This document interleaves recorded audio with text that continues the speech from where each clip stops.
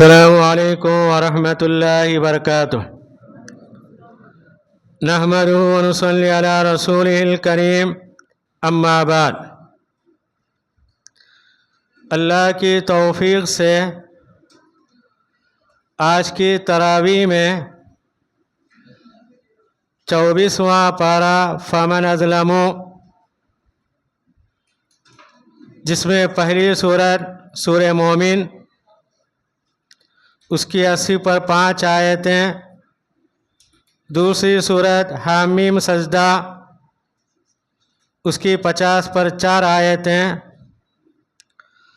اور 25واں پارہ الیہ یرد، اس کی ایک پہلی سورت سورہ الشورى، اس کی آیتیں 50 پر 3، مکمل 190 پر 2 آیتوں کی تلاوت ہوئی۔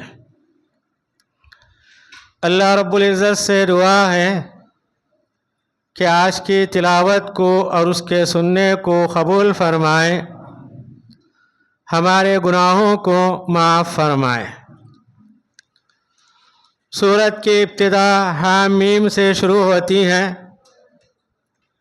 حامیم کی صورتیں 7 ہیں۔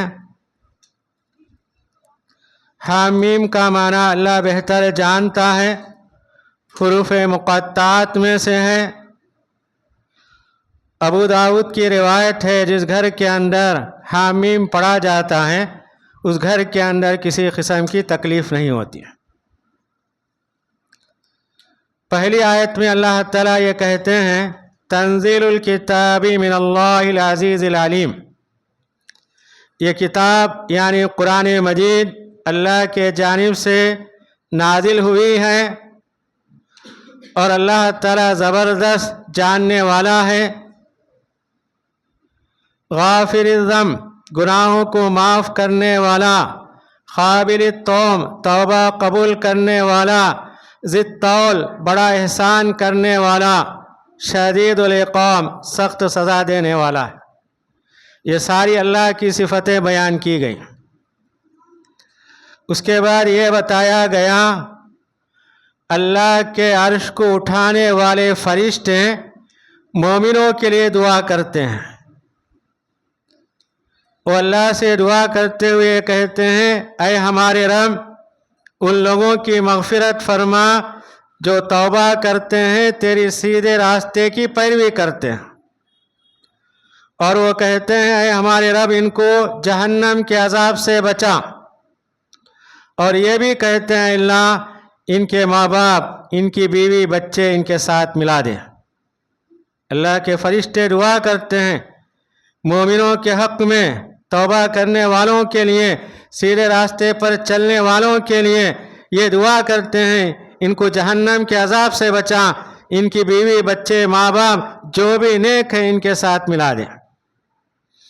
اس کے بعد یہ بتایا گیا کہ اللہ کے دربار میں کھڑے ہو کر نافرمان یہ کہیں گے، اے ہمارے رب، تو نے ہم کو 2 موت دی، 2 زندگی دی۔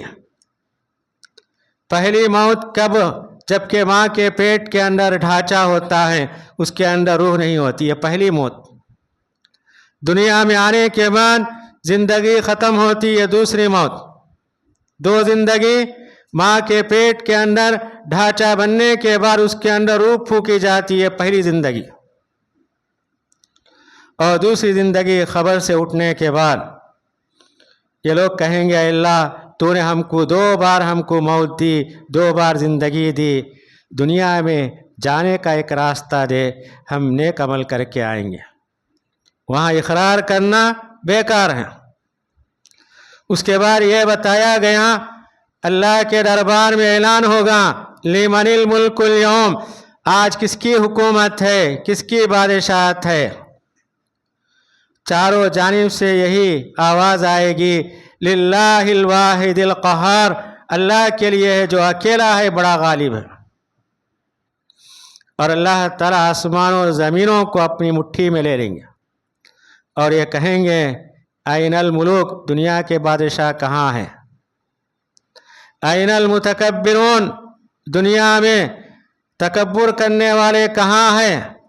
این الجبارون، کہاں ہے ظلم کرنے والے؟ पावर दिखाने वाले, अल्लाह ताला कहेंगे अनल मलिक, आज मैं बादशाह हूँ, अनल जब्बार, आज मैं जब्बार हूँ, अनल मुतकब्बिर, मैं क्या है मुतकब्बिर हूँ, मेरी हुकूमत है। दुनिया के तमाम बादशाह तकब्बुर करने वाले, जुल्म करने वाले अल्लाह के दरबार में आजिज़ी के साथ खड़े होंगे।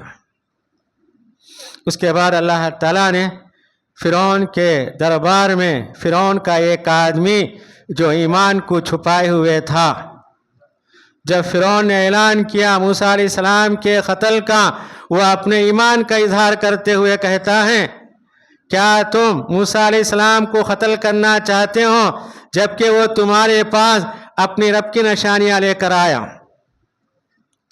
अगर वो झूठ कहते हैं उसका वबाल उन पर होगा, अगर वो सच कहते हैं उसकी सच्चाई तुम्हारे सामने जाहिर होगी।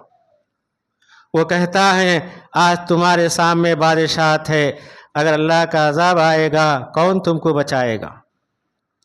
उसके बाद ये कहता है हमसे पहले दुनिया के अंदर नूह अलैहिस्सलाम की कौम आई, कौम आद आई, कौम समूद आई, उसके बाद बेशुमार कौम आई, वो तमाम क्या है अल्लाह के अजाब का शिकार हुए, इससे इबरत हासिल करो। और कहता है क़यामत के दिन से डरो, क़यामत के दिन क्या है सारे लोग पीठ फेर के भागने वाले हैं। मिसाल देकर कहता है दुनिया के अंदर यूसुफ अलैहिस्सलाम आए, जब तक वो थे उनके बारे में तुमने शक किया, उनके दुनिया से जाने के बाद तुमने अफसोस किया। फिर वो कहता है ऐ मेरी कौम, दुनिया की ज़िंदगी फ़ायदा उठाने की है, आखिरत की ज़िंदगी हमेशा रहने वाली है।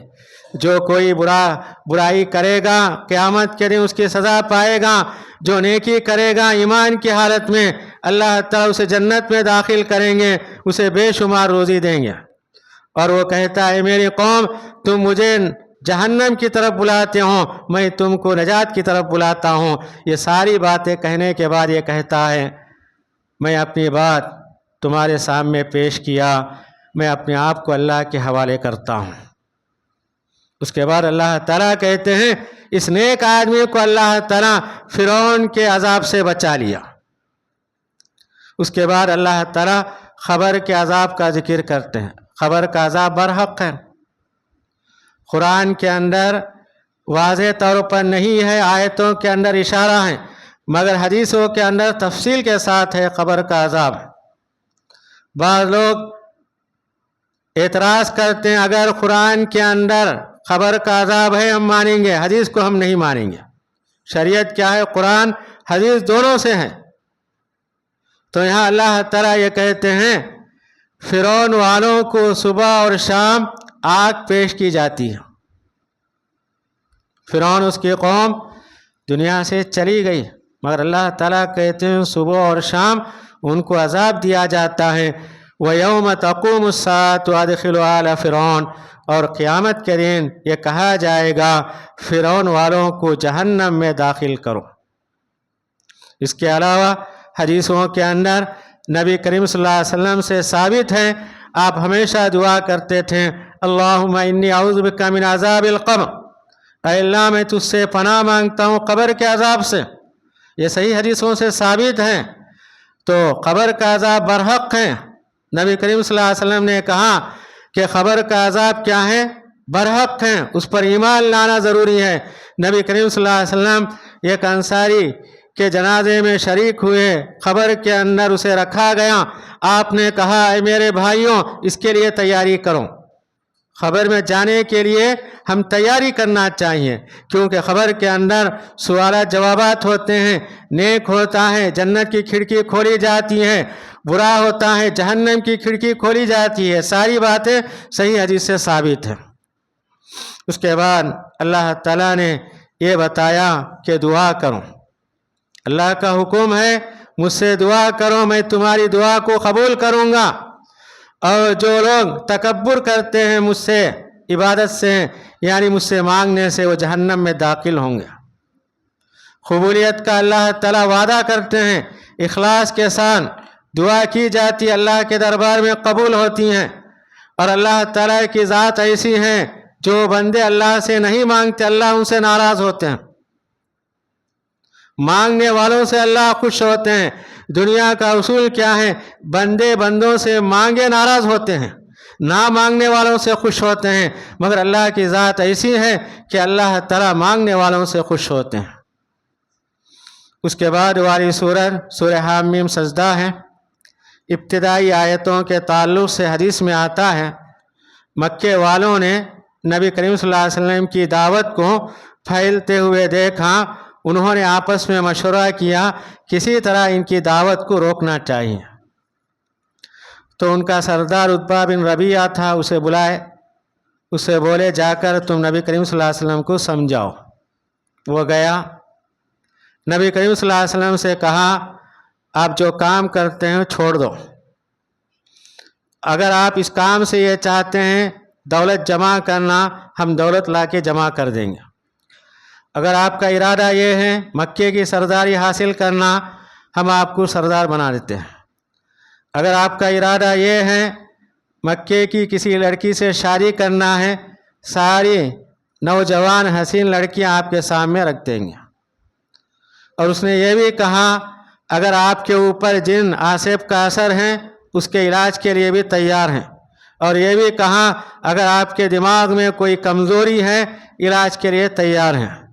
نبی کریم صلی اللہ علیہ وسلم نے کہا اور کچھ کہنا ہے؟ اس نے کہا کچھ نہیں۔ تو نبی کریم صلی اللہ علیہ وسلم حامیم سجدہ کی ابتدائی آیتیں تلاوت کرتے ہیں۔ حامیم تنزیل من الرحمن الرحیم، یہ کتاب کیا ہے؟ رحمان رحیم کی جانب سے اتری ہے۔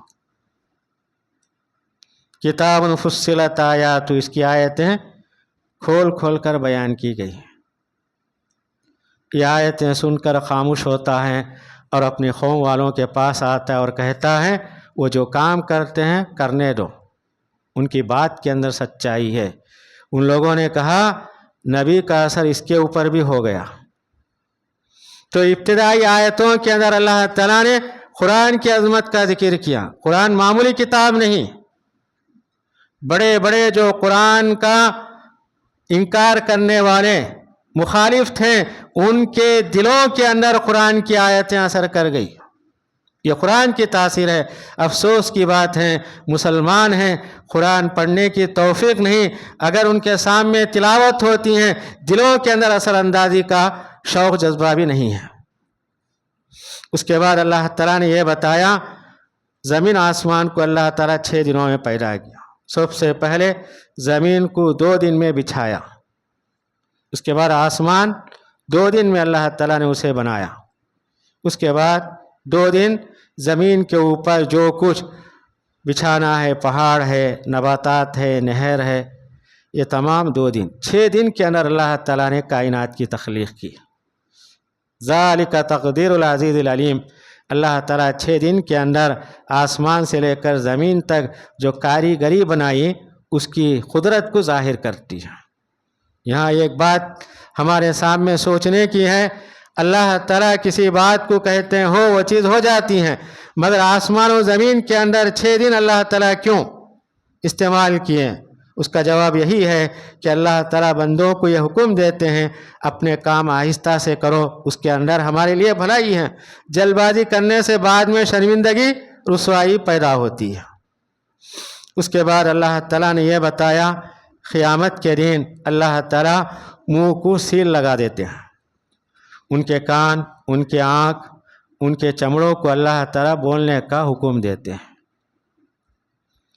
ایک رکوع کے اندر بتایا گیا جب اللہ کے دشمن اللہ کے دربار میں حاضر ہوں گے تو اللہ تعالیٰ ان کے منہ کو مہر لگا دیتے ہیں، ان کے آنکھ، ان کے کان، ان کے چمڑوں اللہ سے بات کریں گے۔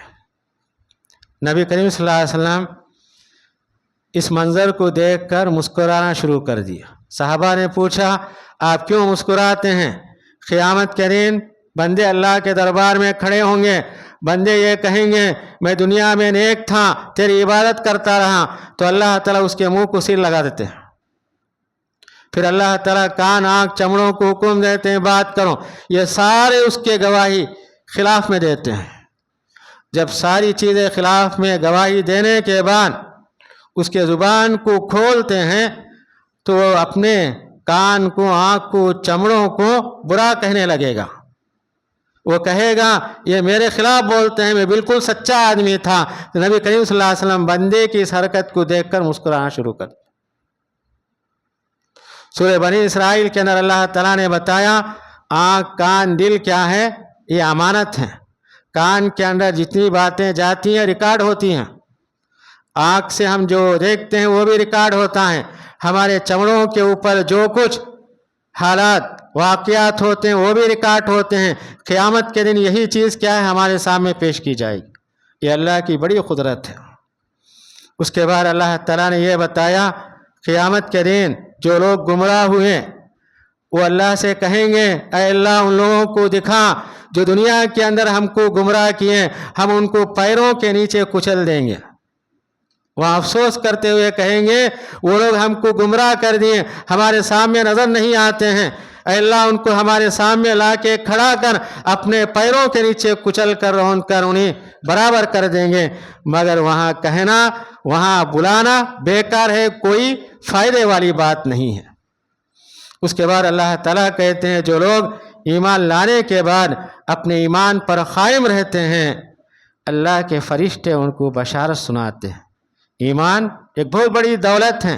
ابتدائی دور کے اندر جو صحابہ ایمان لائیں ان کو ایمان کے بارے میں آزمایا گیا، انہیں گھروں سے نکالا گیا، ان کے اوپر مصیبت کے پہاڑ ڈھائے گئے، مگر انہوں نے اپنے زبان سے کلمہ توحید کو نہیں نکالا. ایسے لوگوں کو اللہ تعالیٰ فرشتوں کے ذریعے بشارت سناتے ہیں کہ اپنے ایمان پر قائم رہو. ایک صحابی نبی کریم صلی اللہ علیہ وسلم کے پاس آتے ہیں، مجھے نصیحت کرو. تو آپ نے کہا قل آمنت باللہ ثم استقم، تو اپنے زبان سے کہا کہ میں ایمان لایا اللہ پر، پھر اس پر قائم رہے جم جا. کیونکہ ایمان لانے کے بعد شیطان بہکانے کی کوشش کرتا ہے، مگر جو اس پر قائم رہتا ہے وہ اللہ کے نزدیک کامیاب ہے. اس کے علاوہ یہ بھی بتایا گیا جو مومن اپنے ایمان پر قائم رہتے ہیں سکرات کے عالم میں اللہ کے فرشتے ان کو بشارت سناتے ہیں، جنت ان کے سامنے دکھاتے ہیں، ان کی نعمتیں ان کے سامنے دکھائی جاتی ہیں. یہ بڑی خوشخبری ہے. وہی برے لوگ ہوتے ہیں ان کے لیے جہنم کی ساری سزائیں ان کو بتائی جاتی ہیں. اس کے بعد اللہ تعالیٰ کہتے ہیں سب سے بہتر آدمی کون؟ وَمَنْ أَحْسَنُ قَوْلًا مِّمَّنْ دَعَا إِلَى اللَّهِ وَعَمِلَ صَالِحًا وَقَالَ إِنَّنِي مِنَ الْمُسْلِمِينَ. سب سے اچھا آدمی وہ ہے جو اسلام کا دعویٰ کرتا ہے اور اسلام کی طرف دعوت دیتا ہے اور وہ کہتا ہے کہ میں مسلمان ہوں. صحابہ نے یہ بتایا سب سے بہتر مسلمان کون ہے. ایک روایت کے مطابق اذان دینے والا مؤذن ہے، کیونکہ اذان میں حی علی الصلاۃ حی علی الفلاح دو الفاظ ہیں. لوگوں کو بلایا جاتا ہے بھلائی کی طرف آؤ، نماز کی طرف آؤ. یہ بھی بہتر انسان ہے. اس کے علاوہ دین اسلام کی طرف لوگوں کو بلانا، تبلیغ کرنا یہ اونچا مقام ہے. اللہ کے راستے میں محنت کر کے کوشش کر کے وہ آدمی کافر ہیں، اگر مر گیا جہنم میں جائے گا، وہ کیسے جا سکتا ہے؟ میرا زندہ ہوتے ہوئے یہ کوشش کر کے اس کی گردن کو جہنم سے چھڑا کے جنت کی طرف لے جاتا ہے، یہ بہتر انسان ہے. تو اللہ تعالیٰ یہی کہتے ہیں اس آدمی کی بات سب سے زیادہ پسندیدہ ہے جو اللہ کی طرف دعوت دیتا ہے اور یہ کہتا ہے کہ مسلمانوں میں سے ہوں. اس کے بعد اللہ تعالیٰ ایک اخلاقی پہلو بیان کرتے ہیں، اچھائی برائی برابر نہیں ہو سکتی. اگر کوئی برائی کرتا ہے اس کا جواب اچھائی سے دو.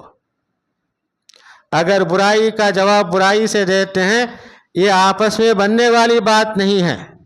اسلام کی تعلیم یہ ہے کہ برائی کا بدلہ اچھائی سے دینا چاہیے. اللہ تعالیٰ اس کا ایک فائدہ یہ بیان کرتے ہیں جو آدمی آپ کے ساتھ برائی کیا اگر تم اس کے ساتھ نیکی کرتے ہیں وہ تمہارا جگری دوست ہو جائے گا. کئی مثالیں ہیں. علماء نے کہا رات اندھیری ہے، اندھیرے میں اور ہم تاریکی شامل کریں کچھ بھی نظر نہیں آئے گا. اندھیرے کو دور کرنے کے لیے چراغ روشن کرنا ضروری ہے. روشنی لے جانے سے اندھیراپن دور ہوتا ہے۔ یہی مثال علماء نے بیان فرمائی، اگر کوئی برائی کرتا ہے اس کے ساتھ اچھائی سے پیش آؤ، یہ چیز کیا ہے؟ تمہارے درمیان دوستی کا سبب بن سکتی ہے۔ اس کے بعد اللہ تعالیٰ کہتے ہیں اگر آپ نے کسی کے ساتھ اچھائی کی، شیطان تمہارے دل میں وسوسہ ڈالتا ہے، تو نے یہ کیا کیا، تجھے ستایا، تیرے اوپر تکلیفیں دی اس نے، تو اس کے ساتھ ایسا کیا ویسا کیا، تو اللہ تعالیٰ کہتے ہیں فاستعذ باللہ، اللہ سے پناہ مانگو۔ اس کے بعد سورہ شورى ہے، اس میں بتایا گیا ایک جماعت جنت میں جائے گی، ایک جہنم میں جائے گی، یہ اللہ کا فیصلہ ہے۔ نبی کریم صلی اللہ علیہ وسلم نے کہا قیامت کے دن اللہ تعالیٰ ایک مٹھی اٹھا کر جنت میں ڈالیں گے، ایک مٹھی جہنم میں۔ نبی کریم صلی اللہ علیہ وسلم نے کہا مجھے معلوم نہیں میں کون سی مٹھی میں ہوں، یہ اللہ کی قدرت ہے۔ تو اللہ تعالیٰ نے کہا فریق فی الجنہ و فریق فی السعیر، ایک جماعت جنت میں جائے گی، ایک جماعت جہنم میں جائے گی، دو ہی جماعتیں، تیسری کوئی جماعت نہیں ہوگی۔ اس کے بعد اللہ تعالیٰ نے یہ بتایا اللہ تعالیٰ نے انسانوں کو جوڑوں میں پیدا کیا، اور ہر مخلوق کیا ہے؟ جوڑوں میں ہے۔ ہم جو جانور حلال استعمال کرتے ہیں اللہ تعالیٰ کہتے ہیں اس کے اندر بھی جوڑا ہے، اور اللہ تعالیٰ جوڑوں کے ذریعے اس کی نسل کو پھیلاتے ہیں، حلال جانوروں کی نسل کو اللہ تعالیٰ بڑھاتے ہیں۔ ہمارے سامنے حلال جانوروں کی کیسی نسل بڑھتی ہیں، مثال کے طور پر بکری 2 یا 3 بچے دیتی ہیں، اللہ تعالیٰ اس کے اندر کتنی برکت رکھا ہے، کتنے بکرے ذبح کرتے ہیں، کتنی مخلوق دنیا کے اندر پیدا ہوتی ہے، وہی حرام جانور ہے، سور ہے، 16 بچے جنم دیتا ہے، اس کے اندر خیر و برکت نہیں ہے، کیونکہ اس کی وجہ سے اگر برکت ہوتی ہر جگہ ہم کو سور نظر آتا۔ اللہ تعالیٰ حلال چیزوں کے اندر برکت رکھا ہے، حرام چیز دیکھنے میں بڑی نظر آتی ہے، زیادہ ہوتی ہیں، مگر اس کے اندر کیا ہے؟ برکت نہیں ہوتی ہے۔ اس کے بعد اللہ تعالیٰ نے نیک لوگوں کی چند خوبیاں بیان کی، ان میں سے 2 خوبیاں۔ نیک لوگ کیا ہے؟ اپنا ہر کام آپس میں مشورے سے کرتے ہیں، وَأَمْرُهُمْ شُورَىٰ بَيْنَهُمْ، میرا فیصلہ صحیح ہے، میری بات ماننا نہیں ہے۔ نبی کریم صلی اللہ علیہ وسلم بھی کئی جگہ جنگ کے موقع پر یا کوئی مسئلہ پیش آتا صحابہ کے درمیان آپ مشورہ کیا کرتے تھے۔ نبی کریم صلی اللہ علیہ وسلم نے کہا مشورہ کرنے سے شرمندگی نہیں ہوتی، کیونکہ جماعت کے ساتھ مل کر مشورہ کرتے ہیں، شرمندگی کا سوال ہی پیدا نہیں ہوتا۔ پھر آپ نے کہا اگر کوئی آدمی استخارہ کر کے کام ہوتا ہے، ناکامی کا سوال ہی نہیں ہوتا ہے۔ 2 ہتھیار ہیں، ایک مشورہ کرنا، ایک استخارہ کرنا، ان دونوں کے اندر اللہ کی مدد ہوتی ہے۔ اس کے بعد اللہ تعالیٰ نے یہ بتایا کہ اللہ تعالیٰ جسے چاہے اولاد دیتے ہیں، جسے چاہے لڑکیاں دیتے ہیں، یہ اللہ کی نعمت ہے، جسے چاہے اللہ تعالیٰ بچے دیتے ہیں۔ بعض لوگوں کو اللہ تعالیٰ بچے اور بچیاں دیتے ہیں، بعض لوگوں کو اللہ تعالیٰ بے اولاد کر دیتے ہیں، باج بنا دیتے ہیں، وہ اللہ کی مصلیحت ہے۔ اللہ جسے چاہنا جو نعمت دینا چاہتا ہے دیتا ہے، تو اللہ تعالیٰ کہتے میری نعمت کی قدر کرو۔ اس کے بعد اللہ تعالیٰ نے یہ بتایا نبی کریم صلی اللہ علیہ وسلم پیغمبر بننے سے پہلے آپ کو معلوم نہیں تھا کہ میں پیغمبر بننے والا ہوں، مجھے کتاب ملنے والی ہے، مگر اللہ تعالیٰ نے آپ کے اوپر احسان کیا، آپ کو پیغمبر بنایا، اور آپ کے اوپر قرآن جیسی کتاب نازل کی جو قیامت تک رہنے والی ہے۔ اللہ تعالیٰ یہی کہتے ہیں ما کنت تدری مل کتاب ولا ایمان، آپ کو معلوم نہیں تھا کتاب کیا ہے، ایمان کیا ہے۔ اللہ نے آپ کو ان 2 چیزوں سے نوازا، اور ان 2 چیزوں کے ذریعے سے آپ لوگوں کو سیدھے راستے کی طرف ہدایت دیتے ہیں۔ تو اگر آج کی تلاوت کے اندر یہ چند آیتوں کا خلاصہ آپ کے سامنے پیش کیا گیا، اللہ رب العزت سے دعا ہے کہ ہم تمام کو قرآن پڑھنے، اس کی تعلیمات پر عمل کرنے کی توفیق عنایت فرمائے۔ والسلام علیکم ورحمۃ اللہ وبرکاتہ۔